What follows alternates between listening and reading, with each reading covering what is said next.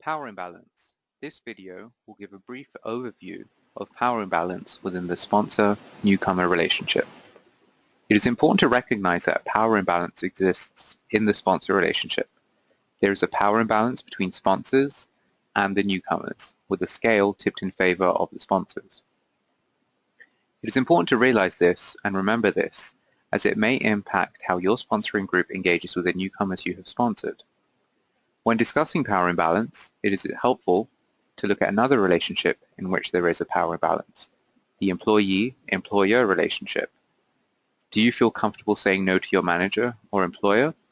Some of us are, but others may not be. If you do, and your manager or employer does not take it well, it will be awful. But you could try to find another job or start your own business or company.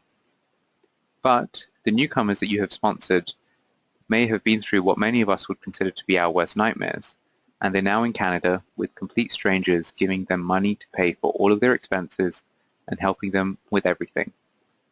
Imagine yourself in that situation. Would you really want to anger the people who are paying for your rent, your groceries, your childcare costs, transportation, and other expenses? What happens if you do?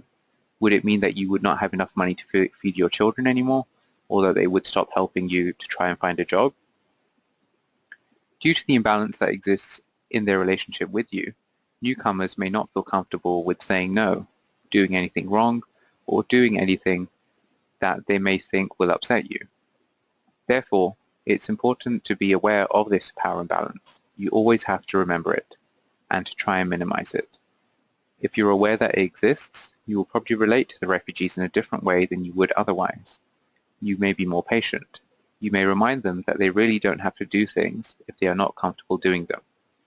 You may be less likely to do things that you would not have thought would be problematic. Another possibility to consider is, could there be a power imbalance between the sponsoring group and the refugees' relatives in Canada?